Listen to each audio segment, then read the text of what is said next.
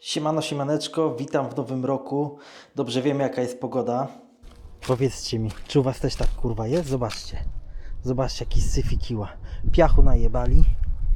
Oczywiście no, tylko tutaj obok mnie tak zrobili, bo gdzie indziej to jest porządek.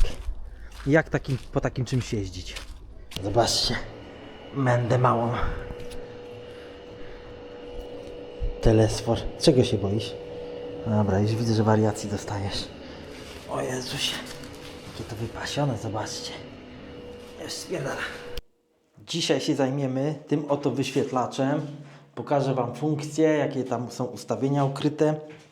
No i generalnie powinienem ten materiał zrobić dawno temu, no ale oczywiście z przyczyn takich, że jestem leniwy, no to nagrywam go 9 miesięcy po. Pokażę wam też, co zmieniłem, bo jest jedna zmiana istotna w tej hulajnodze. Oczywiście ściereczki przygotowane są. Wiadomo, hulajnoga musi być czysta. Miejsce tutaj oczywiście czyste nie jest, no ale to wiecie, jebał pies, nie? Ważne, żeby hulajnoga była czysta. Oczywiście jest picie. Każdy wie, co to jest. To jest nektar bogów. Pokażę wam też to, co jest ukryte tutaj, czyli pompka Rega. No i co? No zapraszam. Did you ever want it? Did you want it back? Oh my. No dobra, zaczynamy. Pokażę wam, jak się włącza w ogóle takiego Dualtrona, bo wiecie, dla kogo jest ten materiał? No, materiał jest dla osób, które być może chcą Dualtrona, być może już kupiły. Być może dla takich po prostu, co ciekawi ich to, co to posiada ten na przykład wyświetlacz, ale wam pokażę na początek, jak się odpala Dualtrona, ponieważ zdarzały się takie sytuacje, widziałem w internecie, jak ludzie kupili Dualtrona i w internecie na przykład rozsiewali informacje, że to jest badziew gówno, nie da się tego włączyć, gdyż no nie da się go włączyć tym guzikiem. Zobaczcie. Macie tu guzik power i co? I nie chce się włączyć. I możecie pomyśleć sobie, no nie no, badziewie, syf i kiła. Otóż Dualtron przemyślał swój pomysł i zrobił coś takiego. Zobaczcie, tu jest taki guziczek. Jest on oczywiście uszczelniony, znaczy doszczelniony takim glutem. Czasami wiecie, w takich warsztatach jest taki włącznik światła. Więc tak, tutaj sobie klikamy i w tym momencie można odpalić sobie wyświetlacz. O. Z tym, że widzicie, trzeba wpisać kod PIN. Możecie wpisać oczywiście kod PIN albo odpalić go z aplikacji. Ja odpalę go z aplikacji. Połączymy się, zobaczymy, czy tam wszystko jest podłączone. Jest Bluetooth. Dobra, mamy Mini Motors i zobaczcie, co się dzieje. Automatycznie się połączyło i w jednej chwili się włącza hulajnoga, czyli spoko opcja. Odpalacie aplikację, musi być oczywiście Bluetooth włączony, no i macie odpaloną hulajnogę. Albo z kodu PIN. Więc zabezpieczenie nie jest złe. Wiadomo, w takim na przykład Teverunie 7260R to macie takie coś, że koła wam blokuje, gdy na przykład ktoś próbuje, nie wiem, odejść z tą hulajnogą, a wiemy dobrze, ile Teverun waży, prawie 70 kg, tam bez chyba 3, więc tam to zabezpieczenie jest dużo lepsze, ale to i tak nie jest złe zabezpieczenie, chociaż wiem, że niektórzy wolą na przykładowo tagi NFC lub stacyjkę, tylko że stacyjka ma jeden minus. Można ją obejść, to raz, a druga sprawa, to co najgorsze jest w stacyjce, to jeżeli ktoś jest, powiedzmy, złośliwy, to może wam włożyć do tej stacyjki jakiegoś syfu i sami jej nie odpalicie. NFC jest dużo oczywiście lepszą opcją, ale kod PIN też nie jest zły, odpalenie z aplikacji uważam, że jest spoko. Pokażę wam na początek, co zmieniłem. Otóż też pokażę wam przebitki, jak to wyglądało wcześniej, a jak wygląda to teraz, bo może ktoś nie mieć świadomości, że coś zostało zmienione. Otóż zobaczcie, mamy tutaj światła. Chodzi o te skrajne. Wcześniej tutaj to były kierunkowskazy, a teraz kierunkowskazy są po środku. Czyli tak jakby optycznie hulajnoga się wydaje szersza, dzięki po prostu temu, że podmieniłem miejscami te światła. No i z przodu największa zmiana, czyli zobaczcie, 4 światła białe. Wcześniej były 2 tylko i to były tylko w skrajnie, znaczy nie skrajnie, tylko te wewnątrz. Te zewnętrzne były kierunkowskazami i one się nie paliły na stałe. No oczywiście nie mam teraz kierunkowskazu, no ale zobaczcie jak to wygląda. W ogóle na żywo to wygląda kosmicznie. Hulajnoga się wydaje szeroka, wielka. Jeszcze z takich no mniejszych powiedzmy zmian, to ja wam zapalę latarkę, zobaczcie. Zobaczcie co tutaj się wydarzyło. Dobra, no te naklejki to oczywiście najebałem, bo nie chciałem, żeby było to czarne. To jeszcze będzie zmieniane, ale zobaczcie jak ta sztyca teraz się opalizuje. No dałem tutaj po prostu takie folię po prostu na klej imitujące karbon, taki opalizujący, no bo wiecie, znacie mnie, lubię opal i powiedzmy chciałem, żeby to było spójne. Uważam, że wygląda to ok, ale jeszcze będę tutaj coś kombinował. No tutaj po prostu nakleję te naklejki, żeby wiecie, no, nie wiem, trochę może przypominam Star Warsy, jakieś takie miecze świetlne, no bo nie chciałem, żeby była taka czarna, chamska, wiecie, przedłużka, no. Dodałem oczywiście, ten może nie jest oczywisty, ale dodałem crashpada. Standardowo crashpady daje się te boczne tutaj, z tyłu i z przodu, ale można też dodać na środek. Widzę, że tak troszeczkę ten napis jest zakryty, więc nie wiem, czy tego nie zdejmę. Ale generalnie mówię, no miałem zapasowe, to dałem, ale zresztą zobaczcie, to w ogóle praktycznie nie wystaje, no ledwo co. Więc użyteczność tego żadna jest praktycznie. Mam takie crashpady póki co na koła, ale one będą zmienione na takie opalizujące. No co wam mogę jeszcze powiedzieć? Mogę wam powiedzieć o plusach i minusach tej hulajnogi po 9 miesiącach. Z minusów. A, jeszcze jedna rzecz, którą zmieniłem. Tutaj jest, generalnie tutaj jest ten, takie żółte odblask. Kurwa, zamyśliłem się. Żółty odblask tutaj jest, ale zobaczcie, ja sobie zmienię ten odblask, żeby było to wszystko spójne z kierownicą, więc uważam, że to wygląda git. Z minusów, które zauważyłem, to to, że zobaczcie, o, jak źle staniecie nóżką, albo będzie jakiś piasek lub coś wam zostanie w bucie, to możecie sobie zarysować to, no ale wiecie, to tam mały pikuś, można to sobie czymś tam pomazać i tego nie będzie widać, albo zakleić.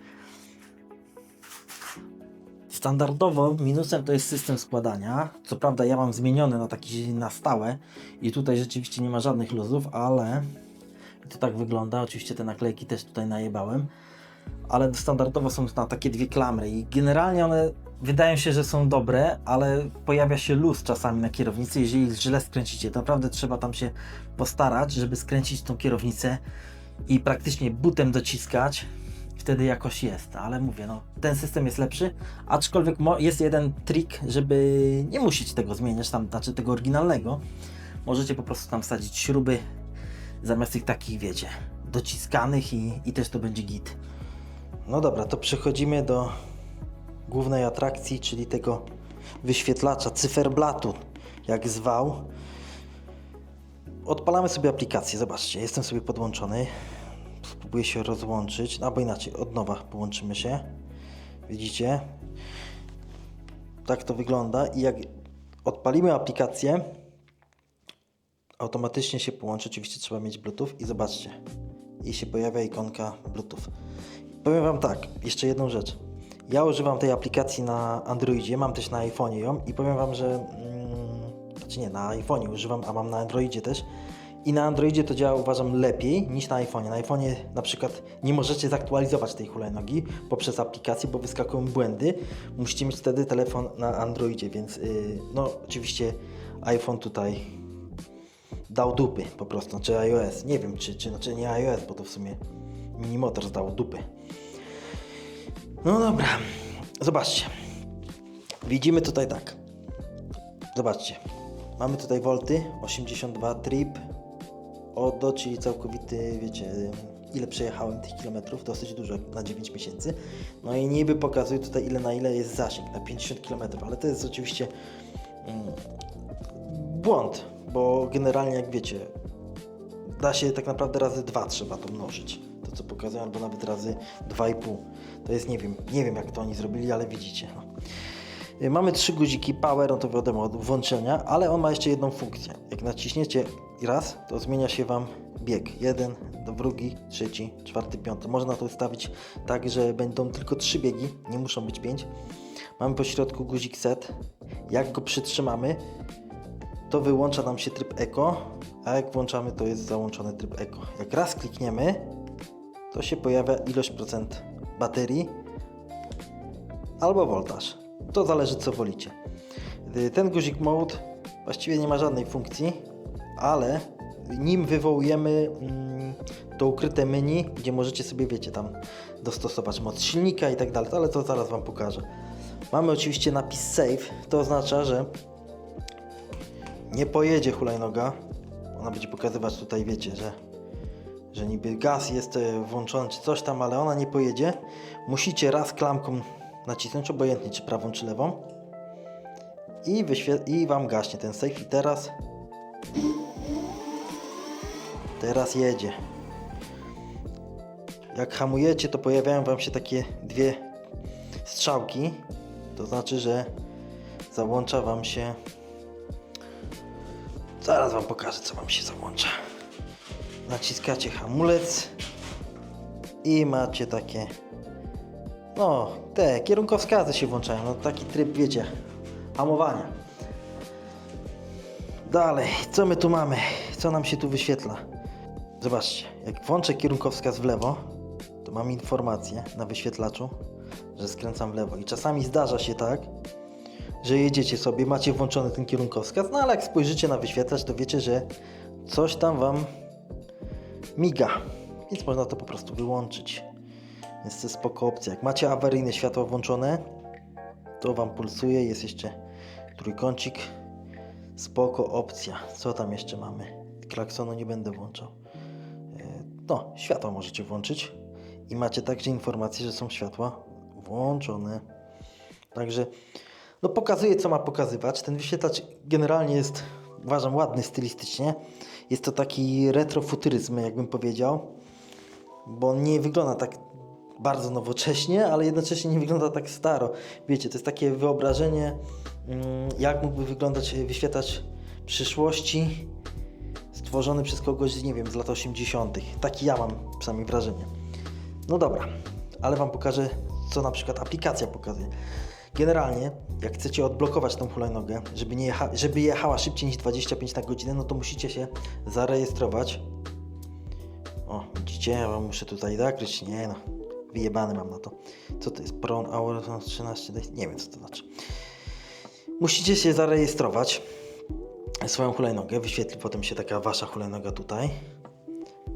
I wtedy możecie odblokować ją. Dopiero gdzieś tam w menu. Ale teraz Wam pokażę, co tam pokazuje ta aplikacja. Wyświetla procent baterii, wyświetla temperaturę sterowników.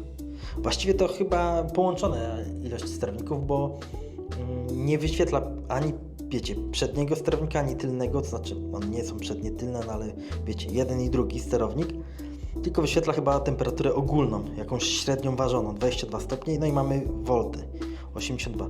Jak klikniemy sobie tak, to mamy oczywiście zasięg, ten taki niby, na ile mamy kilometrów, oczywiście tym się nie sugerować, ile tripu zrobione jest, no i oczywiście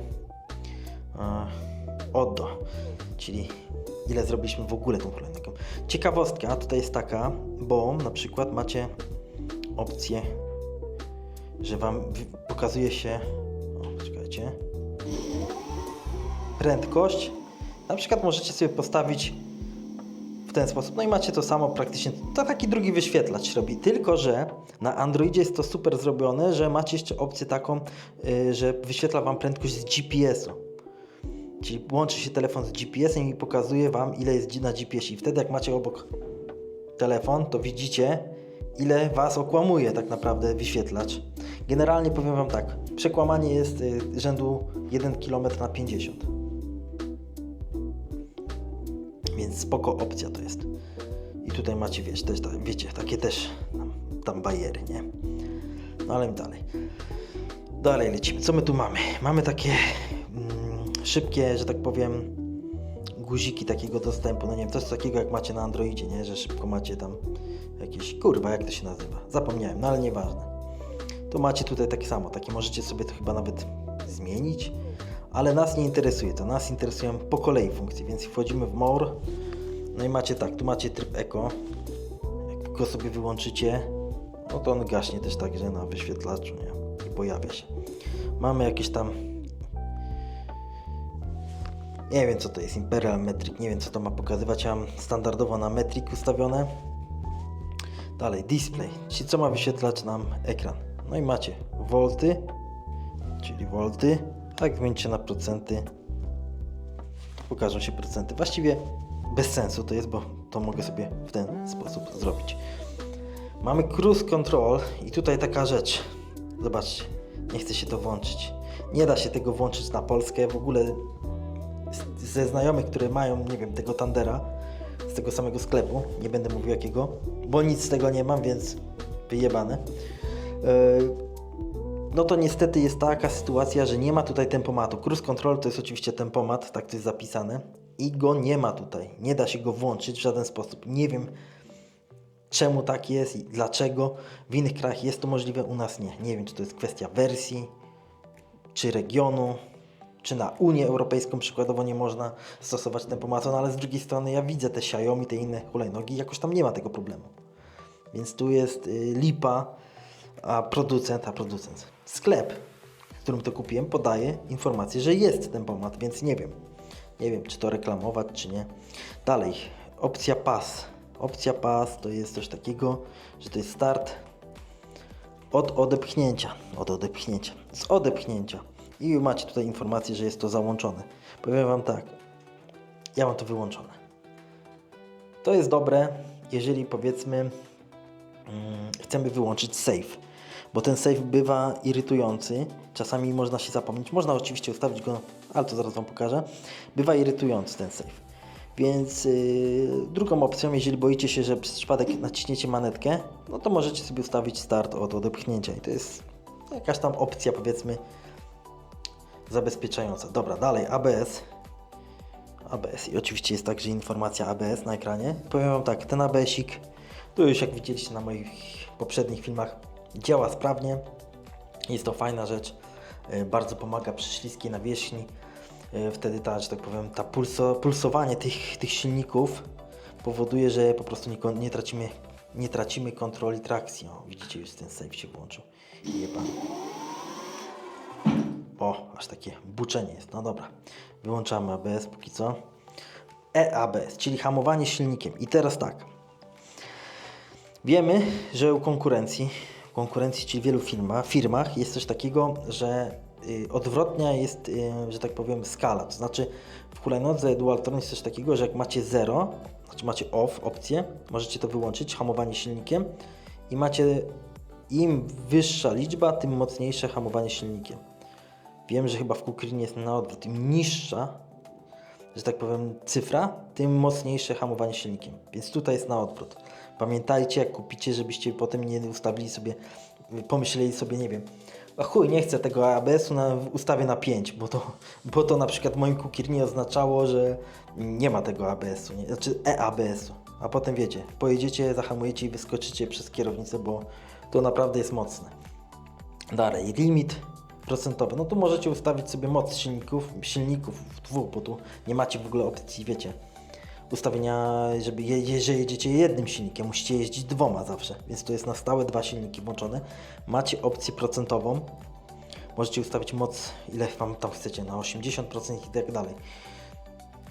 Dla mnie bezużyteczne to jest, bo takie coś ustawiam gdzie indziej. Tutaj dalej, co my tu mamy? Jakiś, w ogóle nie wiem co to jest, a zaraz co to jest. Dobra, tym się zajmiemy później, albo w ogóle. Nas interesują inne rzeczy. No oczywiście możecie ustawić sobie średnicę koła. Ja mam ustawione na standardowo 11 cali, bo tyle ma ta hulajnoga. Właściwie tak naprawdę to ona ma 10 cali, na oponach 11, no ale to jest temat rzeka, więc darujmy sobie to. Co tu mamy? Tego nie mogę zmienić. Tego nie mogę mieć, więc jest spoko. Bateria volty. I zobaczcie, możecie sobie zmienić tutaj na 70, znaczy to jest standardowo 72 V, ale możecie zmienić sobie mniej lub więcej. Czyli jest możliwość rozbudowy tej hulajnogi, tej baterii na 84 V, więc spoko opcja. Dalej oczywiście macie opcję, nie wiem w ogóle po co ona jest, ustawienia, nie wiem, tak jak macie jakąś zmienioną baterię, to możecie sobie to ustawić. Ale ja mam standardowo na 40. I tutaj mamy biegi. Albo wybieracie 3 biegi, albo 5. Ja mam 5 biegów, bo w tej wiecie. Jest bardziej, że tak powiem, rozdzielona ta moc stopniowa. Na 3 biegach, no to wiecie, 1 to jest słaba, 2 średnia, 3 mocna. No, a przy 5 biegach, no to wiadomo, nie muszę tego tłumaczyć, wiadomo, że to jest bardziej rozszczepione, że tak powiem. Ta moc na kilka biegów, więc dobra, to nieważne. To nas nie interesuje. Tu mamy też jakieś informacje, nic takiego. GPS tracker, jeżeli zakupicie taki GPS-ik oryginalny, on około 300 zł kosztuje, to możecie sobie podpiąć do baterii na taką szybką złączkę i po prostu sobie wpisujecie ten e-mail tego GPS-a, no i macie po prostu śledzenie już z aplikacji. Spoko opcja. Ja mam inną metodę śledzenia, ale nie będę o tym mówił. Tryb Safe Mode u mnie ustawiony na 10 sekund. Można to wyłączyć, ale można ustawić maksymalnie na 300 sekund, to ile to jest? 5 minut. No spoko opcja. W ogóle wcześniej nie było tej opcji, że można było na 300 sekund, więc widocznie jakaś aktualizacja przyszła, bo wcześniej mogłem chyba na 120 maksymalnie. Więc zostawiamy na 10. Następnie to jest BMS Cut, czyli coś takiego, że możecie to włączyć, że jak spadnie Wam bateria poniżej 20%, to hulajnoga automatycznie przechodzi w tryb Eco. Ale ja mam to wyłączone, bo mnie to często wkurwiało, gdyż wcześniej były problemy z wyświetlaniem tych kresek. Teraz jest to poprawione, ale kiedyś było coś takiego, że nie wiem, mieliście przykładowo 40% baterii i spadała do jednej kreski. W ogóle miałem takie coś na jednym filmiku i wtedy wiecie, ta opcja powodowała, że hulajnoga schodziła z mocy w tym Eco. Trzeba było ją wyłączyć i włączyć. Złośliwe i wkurwiające, więc to sobie lepiej wyłączyć. System Speed Limiter, no to wiecie, jak już odblokujecie, to macie możliwość z aplikacji ustawić, jaki ma być, no, możecie wyłączyć ją, ale ja mam wyłączoną, bo przecież nie będę jak debil jechał 20 na godzinę. Ale możecie sobie ustawić. W ogóle taka ciekawostka co do tego Speed Limitera, to zaraz Wam pokażę. No i macie tutaj, że hasło możecie sobie ustawić jakieś tam nowe. No i jasność wyświetlacza jest na 5 na maksymalny, ale na przykład możecie sobie zmienić, kurwa, z tym iPhone'em jebanym, na 1 i zobaczcie, jak przyciemnia się wyświetlacz. Ustawiamy sobie na 5 i cyk. Spoko opcja. No i mamy tutaj aktualizację, jest aktualna, więc nie trzeba jej aktualizować. Dobra. Ekran główny, zobaczcie. Tu mamy takie coś jak Speed Limiter. I powiedzmy, jedziecie sobie z takim telefonikiem tutaj, zaczepionym na jakiś tam uchwyt i widzicie pały. I myślicie sobie, kurwa, zaraz nas złapią i zabiorą hulajnogę. I co robimy? Jedziemy i nagle sobie robimy tak. Klik i mogą nas w dupę pocałować. Zobaczcie. Widzicie? 25. Speed Limiter. Można chyba ustawić go na 20, ale jeden chuj. I potem mówicie sobie, a chuj, policja już sprawdziła. Wyłączamy i zapierdalamy tam. Więc to jest spoko opcja. Właściwie nie musicie guzika żadnego montować. Oczywiście możecie kupić jakiś tam guziczek specjalny, zamontować, to tam niedrogie, niedużo kosztuje.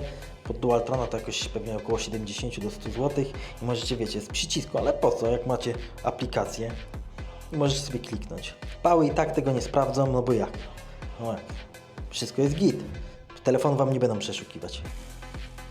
No dobra, no to tutaj mamy taką opcję. Mamy w ogóle opcję też wyłączenia LEDów z pozycji aplikacji, widzicie?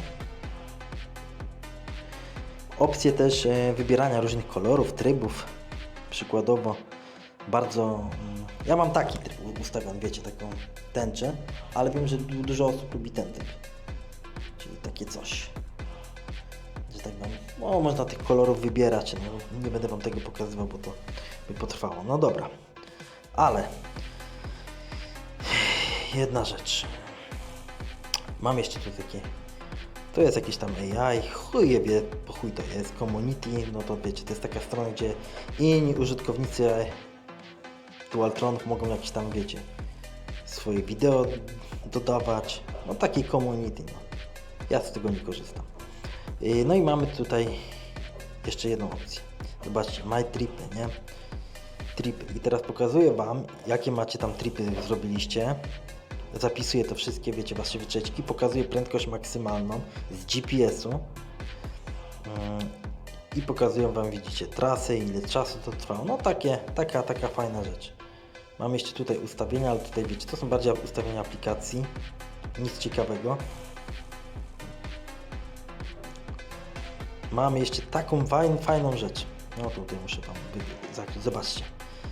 Pokazuje mi, gdzie są inni użytkownicy Dualtronów. Na przykład tutaj mamy gościa, nie jest podpisane jaki model, bo niektórzy nie chcą na przykład podawać informacji, ale tutaj na przykład mam gościa na Dualtronie City.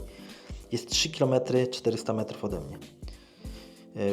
Tutaj mamy gościa na Dualtronie Eagle, no ale to musi być chyba ten Eagle z nowym wyświetlaczem. Oddalimy sobie mapkę, zobaczymy w Warszawie. Zobaczcie, jeszcze są zdjęcia tam użytkowników, na przykład tego gościa.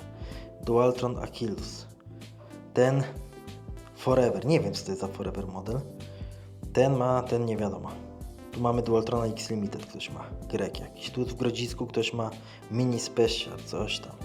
Także no spoko opcja, można widzieć, tylko że nie widzę na świecie, tylko w Polsce, więc nie wiem, czy to jest lokalizacja na jakąś tam, wiecie, określony zasięg, czy coś, bo na przykład w Gdańsku dalej już mi nie pokazuje, więc może to jest jakiś promień. Zobaczę, jak będę w Paryżu, aby pokażę Wam, jak wygląda sklep Dualtrona w ogóle. Chcę już Wam zareklamować, co będzie za miesiąc.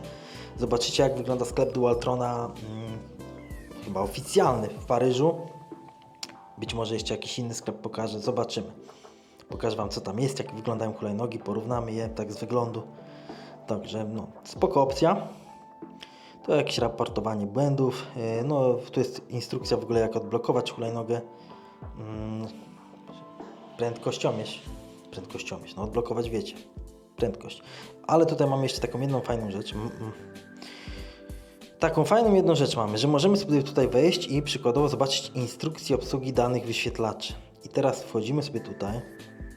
W ogóle dostajemy taką papierową też instrukcję. I macie tutaj na przykład podpisane, co za co odpowiada. I teraz tak, jak na przykład nie chcecie korzystać z aplikacji, a chcecie skorzystać z wyświetlacza, to z wyświetlacza także możecie sobie tutaj, Pierwszy tryb co oznacza? Zaraz, to nie to.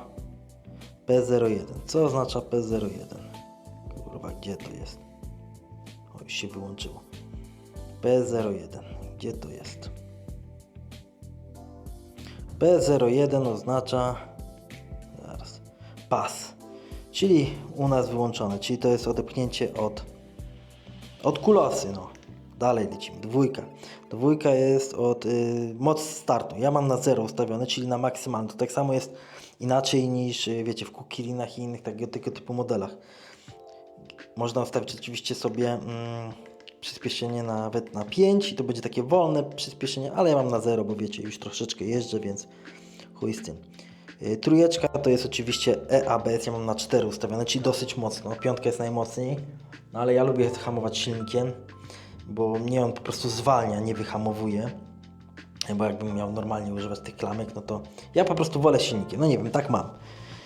Czwóreczka, co to jest? Właściwie nie wiem, co to jest czwórka. Nie wiem, zaraz sprawdzimy. ABS, ustawienia ABS-u. Albo włączamy ABS, albo nie. No to nas nie interesuje póki co. Piątka. Piątka, co nam piątka mówi? Bateria safe. W ogóle fajna rzecz. Bo tutaj widzę bateria safe. Czekajcie. Gdzie to kurwa jest?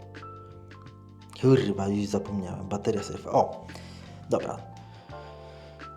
Piąteczka, to jest bateria safe. To jest ustawienie na trójkę. Na trójkę oznacza, że to jest 100% mocy. Tu macie 50% mocy na jedynce, na dwójce jest 75% mocy silników, a na trójce jest 100%. Dalej lecimy. Szósteczka. Tu ustawiamy procent mocy. Ręcznie. 100% jest ustawione. Dalej. Siódemka. Co ta siódemka jeszcze oznacza? Co tu mamy? Power button. Aha, to jest jakiś password. No nieważne. Dalej idziemy. Kurwa, gdzie ta ósemka jest? Tu. Ósemka to jest zmiana hasła. Dziewiątka. Tryb save. 10 sekund jest ustawione, widzicie? Dziesiątka to jest ABS i zobaczcie. Nie mogę tego zmienić. Nie mogę tego zmienić, tego trybu ABS. Czyli tak jak mówiłem, coś jest zjebane. Coś jest zjebane i chuj im w dupę. To jest to BMS Cat Mode, czyli taka, no mówię, zabezpieczenie, że jak poniżej 20% przechodzi w tryb Eco, więc tu mamy wyłączone, bo na chuj nam to. Dalej lecimy. Po ilu czasu ma się wyłączyć? Po pół godziny ma się wyłączyć hulajnoga, wyświetlacz. 13, co to jest? Moc wyświetlacza, czyli mamy na maksymalne podświetlenie ustawione. 14, co to jest?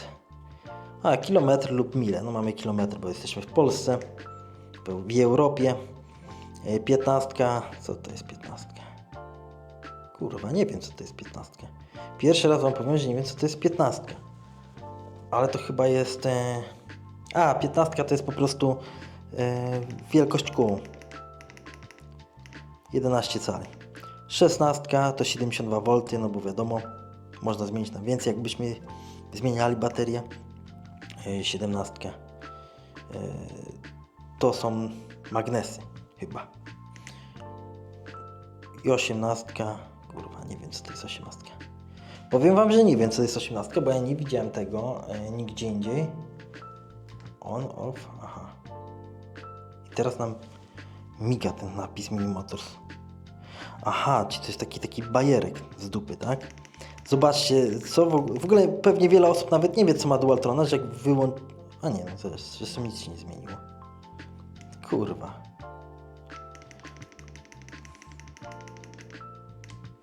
Off. I co to teraz, kurwa? I teraz będzie mi tak mrygać? Ja pierdolę. No i co to, kurwa, jest 118? Chuj, zjebałem coś.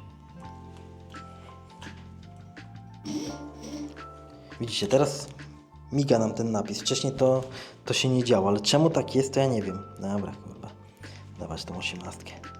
Co ja pojebałem? Może przytrzymać to muszę, nie wiem. No i chuj, wyłączę ją.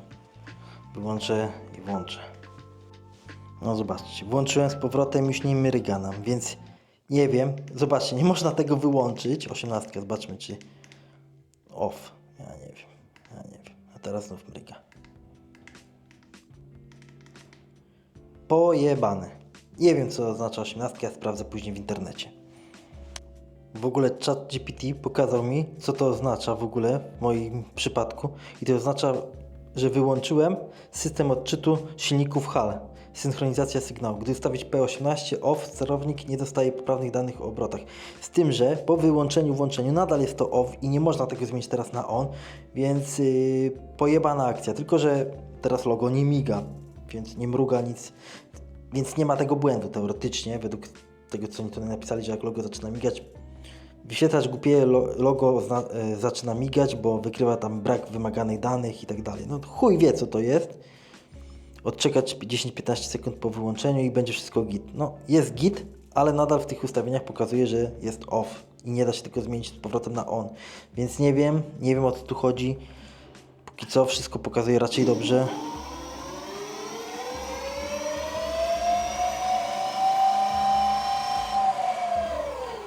Pamiętajcie, to było Eco, dlatego nie ma tu ponad 140 na godzinę. Dobra, to tyle, jeżeli chodzi o te ustawienia wyświetlacza. Natomiast jeszcze jest jedna rzecz, którą pominąłem. To gdzie to jest? Gdzieś to było, a nie widzę tego. Zobaczcie, nie ma opcji ustawienia Climbing Mode, bateria Safe bądź Comfort Mode. Wcześniej było, a teraz tego nie widzę. Więc nie wiem, czy to jest na Androidzie nadal, bo na iPhone'ie tego nie widzę. No nie ma tego. Więc nie wiem, co tu się wydarzyło. Limit Speed. No nie. Zobaczcie, co tu się wydarzyło. No nie ma tej opcji. Nie wiem. Ktoś ogarnia to? No nie ma tego, kurwa. Start detekcja, zobaczmy. Więc nie wiem, czemu zniknęła opcja ustawienia Comfort, Climbing Mode i bateria Safe. Nie wiem. Jeżeli ktoś ma Dualtrona, niech mi powie, czy u niego to samo się wydarzyło, czy to jest po prostu kwestia, że iOS nie ogarnia takich rzeczy. I na koniec pokażę Wam pompkę Rega. Ta pompka, no kurwa, już jakiś syf leciał. Ja pierdolę. Ta pompka normalnie kosztuje około 200 zł. Ja mam kodzik jakiś tam 5% do H&D, ale wiem, że da się znaleźć taniej, więc ten kod może... Szukajcie po prostu taniej, no bo w H&D nie wiem, czy jest najtaniej, ale jeżeli jest najtaniej, to macie jeszcze 5% kodu. Zanim Wam odpalę tą pompkę, to powiem Wam o niej tak. 7500 mAh bateria. Możecie ładować inne urządzenia. Do tego ma... Co tam ma? Kurwa, włącz się. Tu się włącza? Tu się włącza. Po środku się włącza. No macie tam te funkcje bar, PCI. Możecie sobie ustawiać jak chcecie, tam wiecie. No. Plus, minus, nie? Więc ja będę Wam reklamował. Nie jestem w tym najlepszy. Tu macie latareczkę. O kurwa, mocna. Ja pierdolę.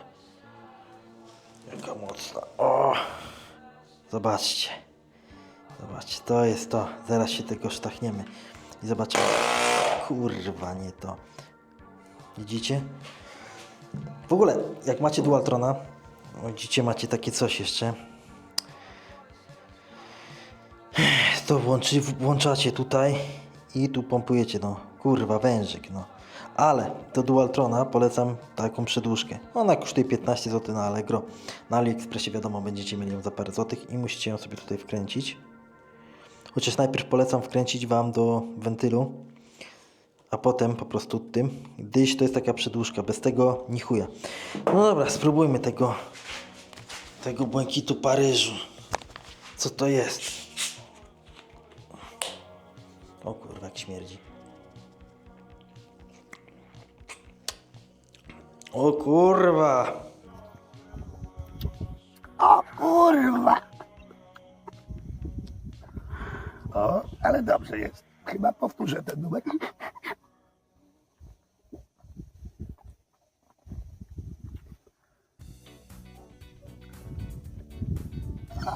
A, jeszcze żyję.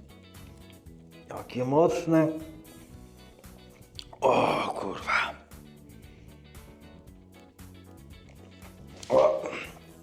O Jezus. O ja pierdolę. O ja pierdolę.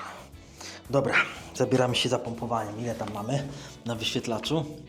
2,5, 2,8 bar. No ile z tyłu powinno być? No, jak macie takiego tublesa,